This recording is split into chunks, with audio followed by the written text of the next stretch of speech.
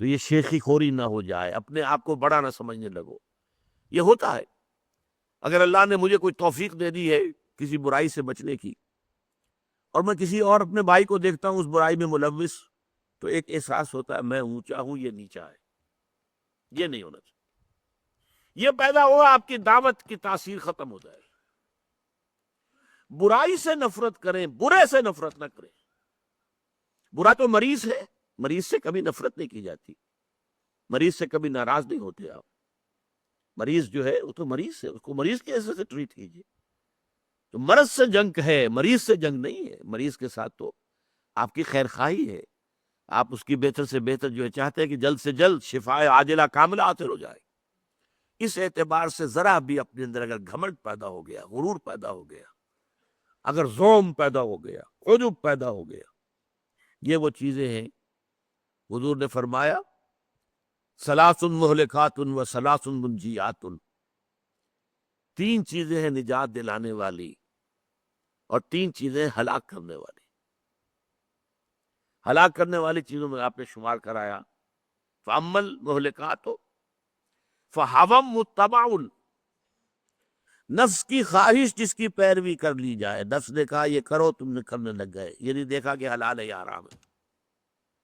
هَوًى مُتَّبَعٌ وَشُحٌ مُطَاعٌ، اور مال کی حرص جو ہے تمہارے دل میں، اگر تم اس کی پیروی کرتے ہو، اسی کے پیچھے لگتے ہو، تو یہ بھی ہلاک کرنے والی چیز ہے. وَإِعْجَابُ الْمَرْءِ بِنَفْسِهِ وَهِيَ أَشَدُّهُنَّ، تیسری مہلکات میں سے کیا شے ہے؟ انسان کا اپنے آپ کو کچھ سمجھنا. اعجاب المرء بنفسه، اور فرمایا وَهِيَ أَشَدُّهُنَّ، یہ جو ہے شدید ترین ہے، سخت ترین ہے.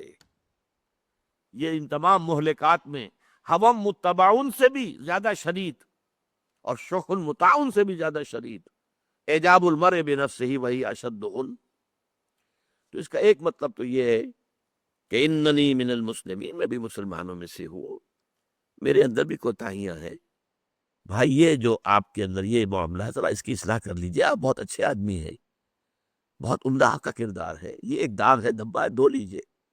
پھر یہ کہ یہ بات کہی جائے، تنہائی میں کہی جائے، اکیلے میں کہی جائے، پبلک میں ڈنکا نہ پیٹا جائے، اس کا ڈڈورا نہ پیٹا جائے، جس سے اس میں ایک ریئیکشن پیدا ہو.